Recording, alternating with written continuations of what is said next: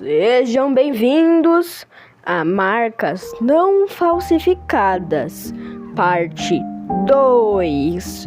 Por exemplo, se você quiser jogar um jogo com seus amigos, pode pegar o Kinuno, que eu não sei se é Sinuno ou Kinuno. Mas continuando, se você quiser, por exemplo, comprar uma roupa, pode pegar a Arcatelo, que era uma ótima empresa que faz roupas muito bom. E também tem a Fuma, que claramente vende cigarros, então por isso eu não recomendo comprar nela.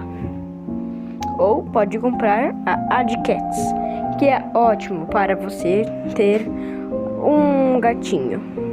Ou pode pegar a Tuna, que não é uma cópia da Puma. E foi isso, vai comprar uma dessas e tchau, tchau!